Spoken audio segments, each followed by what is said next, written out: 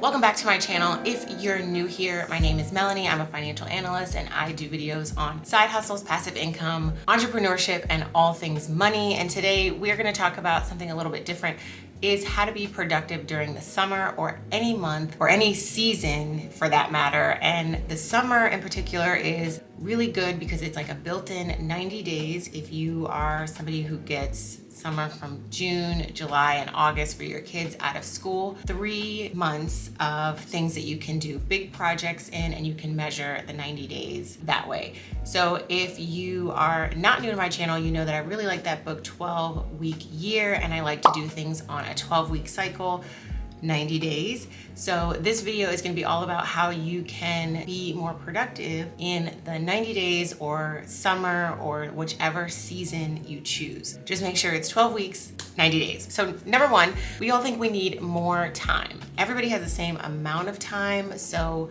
you're not going to get more time. But what you need is more focus. So the time that you have, whether it be a little bit of time or a lot of time, whether you're a working from home mom, stay-at-home mom, whatever you are, you're not gonna get more than 24 hours in a day, but you can change how you focus when you do have that alone time, or computer time is what I like to call it. So what I do is I pick 5 minutes to focus on menial tasks. I set a 5-minute timer. I'll pop up a picture of my block timer that I have. I got it online. You can get it from Amazon for like $5, $10, but I have a block timer and you can do 15 minutes, 20 minutes, an hour, 5 minutes, whatever.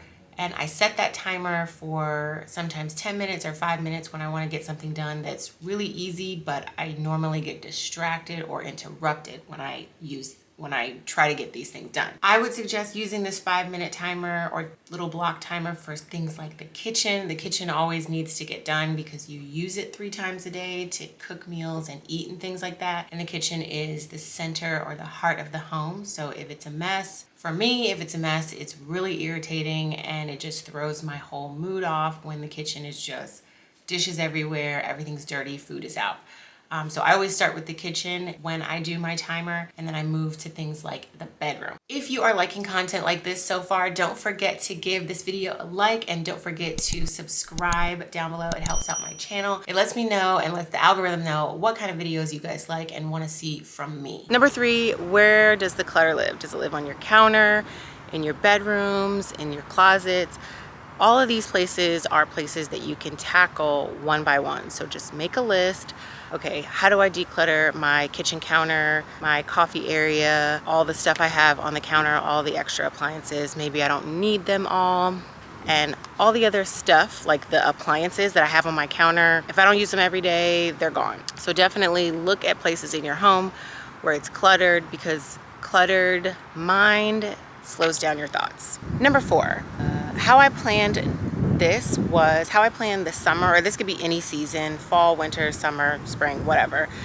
How I plan the seasons is, for summer, I did one fun thing a day. If you're a mom, you know that summertime is a challenge because you have kids that don't have a lot to do because school is out. So I planned one fun thing every day in the summer, and I did it around my work schedule. I did it around everything else that I had to do. So if it's like go to the pool, craft time, museum, doing stuff at home, like a rainy day list where you can do stuff at home, definitely try to mix it up and plan for one fun day and break up your routine like that, because kids don't want to do the same exact thing every day in the summer, and that's not going to be fun for you either. For this one, what else I do is I sometimes go to Pinterest and grab a list that someone else has already made and say, okay, they made a list of 5 things, I'll do that. Or I'll go to Etsy and order a few craft things, or go to Michael's or Hobby Lobby or whatever the craft store is in your area. You can order a few things and make it a craft day, and it's really inexpensive, and you can do this inside the house if it's really a hot day or a rainy day. 5, set aside at least 2 hours a day where they can be focused time, so you can do what I call your computer stuff. So stuff you cannot do where your kids are running around is computer time. You can't edit video, you can't do taxes, you can't do pay bills, all these different things that you want to focus on. That is your 2 hours of computer time. So I set aside 2 hours a day of non-interrupted computer time. So the key is non-interrupted, because you don't want to get into a groove of doing stuff on the computer and then have to stop because your kids need help, because they're awake. So I do this really early in the morning when they're not awake. So I usually do it at 5 to 7, and I say, okay, they're not going to wake up between 5 a.m. and 7 a.m. so I can get my 2 hours of strict computer time in. And then I also use this 2 hours of computer time to work on bigger projects. So what I mean by that is, if it's Monday through Friday, you can have a project and say, well, I'm going to devote 10 hours to this project.